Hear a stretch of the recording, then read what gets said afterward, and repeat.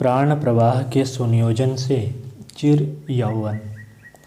शरीर की स्वस्थता लंबे समय तक बनाए रखकर लंबी आयु प्राप्त कर सकना संभव है क्या?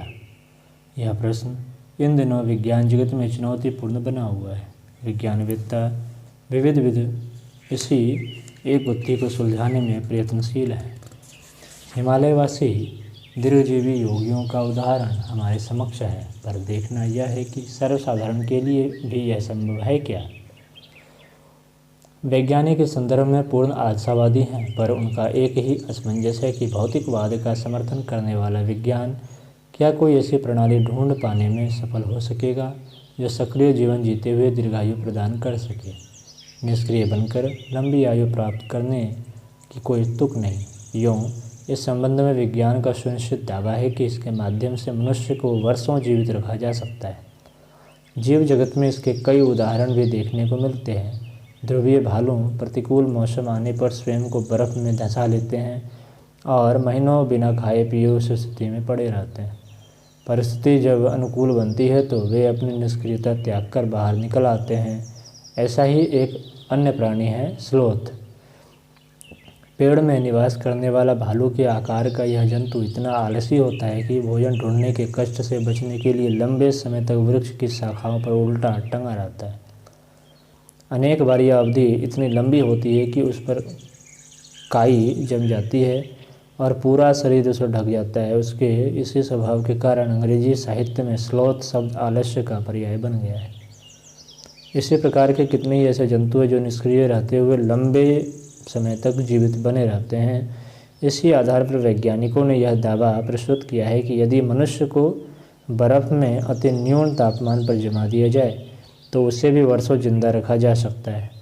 लंबी निद्रा के बाद जब भी जागना अभिष्ट हो तो तापक्रम बढ़ा देने मात्र से उसके अंग अवयव सक्रिय हो उठेंगे और व्यक्ति जीवित हो उठेगा। आजकल इस अवधि का प्रयोग मानवीय अंगों को दीर्घकाल तक सुरक्षित रखने के लिए बहुतायत से किया जा रहा है। मनुष्य को चिरायु बनाने के लिए यदि विज्ञान के पास यही एकमात्र उपाय है तो फिर इसे निरर्थक ही समझना चाहिए, क्योंकि जीवन का उद्देश्य मात्र वर्ष गिनना अथवा पूरे करना नहीं है, वरन उसे समर्थ सशक्त बनाए रखना भी है। विज्ञान यदि इस प्रयोजन में सहायक नहीं हो सका तो फिर उसके द्वारा प्रदत्त दीर्घ जीवन बेकार है। यूँ शरीर शास्त्रियों ने आयुष्य की एलिंग प्रक्रिया रोकने के क्षेत्र में कई महत्वपूर्ण अनुसंधान भी किए हैं और इस तथ्य का पता लगाया है कि असमय ही मरण क्यों आ धमकता है। इस संबंध में जैव रसायनज्ञों का कहना है कि वायु बढ़ने के साथ साथ शरीर में ऑक्सीजन की खपत कम होती जाती है, जिससे शरीर कोशिकाएं मरने और अक्षम होने लगती है। शरीर बीतने के साथ साथ यह क्रिया तेज हो जाती है, जिससे वार्धक्य और अकाल मरण आ उपस्थित होते हैं।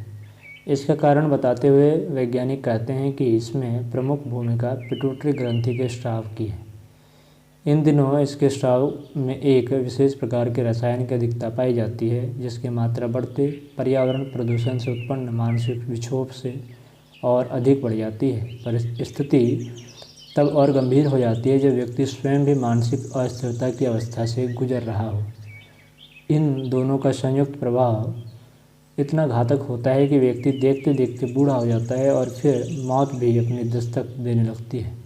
मूर्धन्य जैव रसायनवेत्ता एलन पॉलॉक का कहना है कि यदि अंतःस्रावी तंत्र पर नियंत्रण किया जा सके तो न केवल एंडोक्राइन रस नियंत्रित बने रहते हैं, वरन शरीर प्रतिरक्षा तंत्र भी समर्थ सशक्त बना रहता है।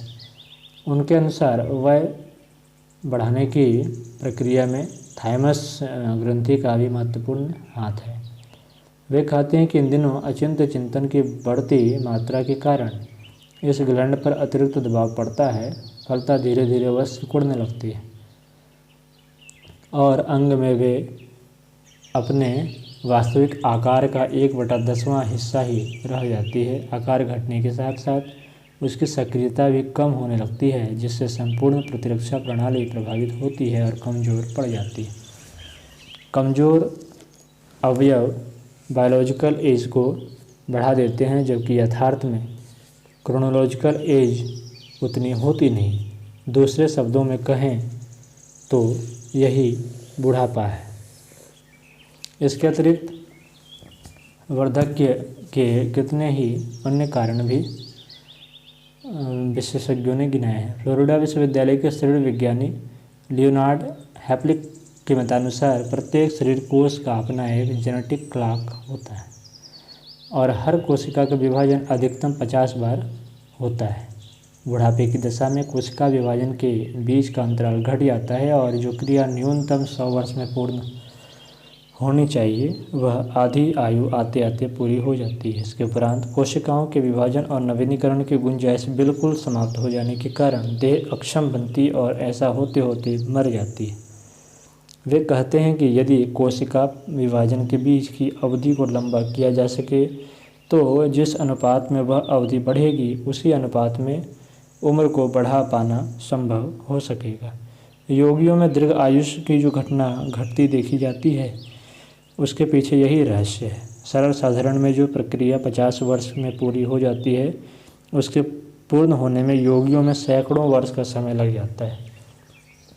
एक अन्य कारण का उल्लेख करते हुए विशेषज्ञ कहते हैं कि मुक्त मूलकों का भी वृद्धावस्था उपस्थित करने में बहुत बड़ा योगदान होता है। इतने पर भी यह निमित्त गौण है। शरीरवेत्ताओं ने असामयिक जरा मरण के 3 प्रमुख कारण बताए हैं। यह है मस्तिष्क, अंतःस्रावी प्रणाली और प्रतिरक्षा तंत्र।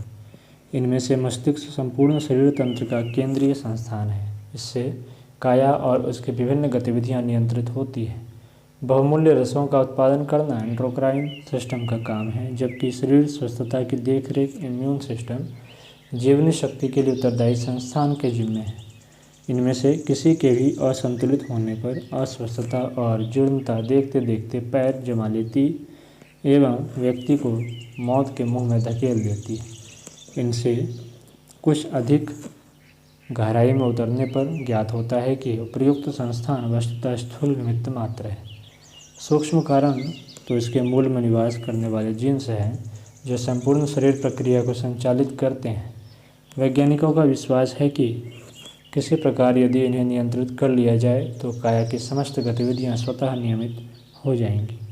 पिछले दिनों इस दिशा में अनेक प्रयास हुए हैं और जेनेटिक इंजीनियरिंग नामक विज्ञान की एक अभिनव शाखा का विकास भी हुआ है। किंतु इस विज्ञान की सबसे बड़ी कठिनाई यह है कि कायागत प्रत्येक गड़बड़ी को मिटाने के लिए उससे संबद्ध हर एक जीन की मरम्मत करनी पड़ती है। यदि किसी शरीर में 50 प्रकार की गड़बड़ियां हों तो लगभग उतने ही जीन्स में सुधार की प्रक्रिया संपन्न करनी पड़ेगी। व्यवहारिक दृष्टि से यह अत्यंत दुरूह कार्य है। ऐसे दशा में वैज्ञानिकों को अब यह स्पष्ट भासने लगा है कि जीन्स भी किसी बृहद वृक्ष के सूक्ष्म शाखा पल्लव मात्र हैं। जड़ कहीं अन्यत्र है। वह जड़ जिसके सींचने भर से संपूर्ण तरवर स्वस्थ समुन्नत होकर लहलहाने लगे, अब वे इसी मूल की तलाश में हैं। आत्मविज्ञानी तो बहुत पहले से ही इस बात का प्रतिपादन करते रहे हैं कि शरीर स्वस्थता के मूल में प्राण चेतना की भूमिका प्रमुख है। देह जब अकाल जराग्रस्त होती है तब इसी का अस्त व्यस्त प्रवाह कारणभूत होता है। विज्ञजन जानते हैं कि शरीर में 72,000 सूक्ष्म नाड़ियाँ हैं। इनमें से 72 प्रमुख हैं। इनमें भी 10 विशेष महत्वपूर्ण की हैं।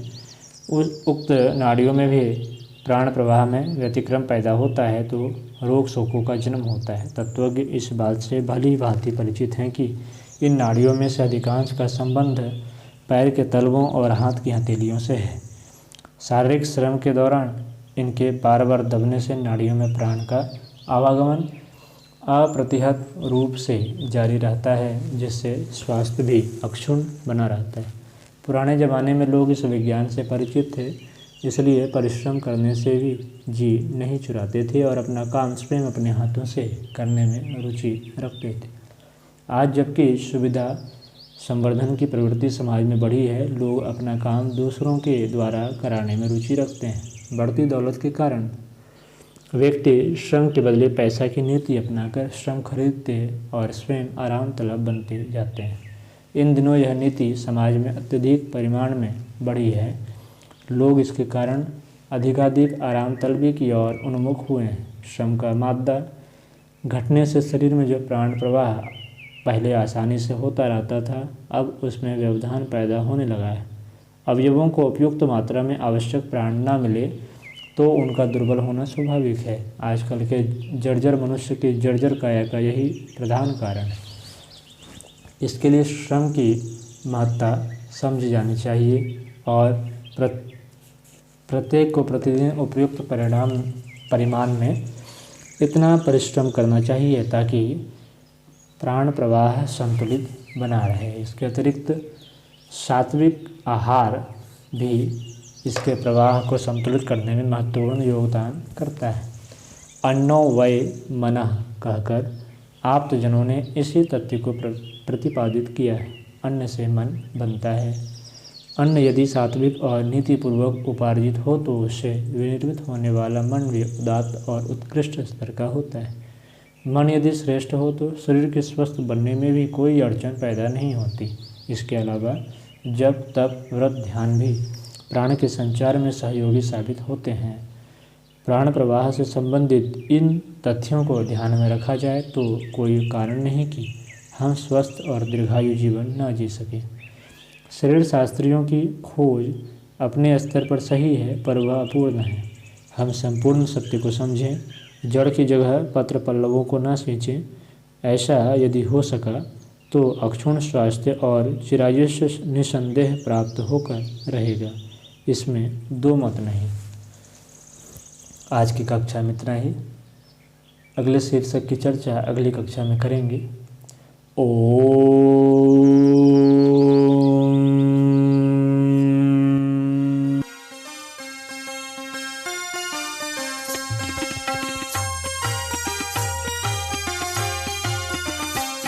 चलो गुरुदेव के सपने सजाने की शपथ ले ली।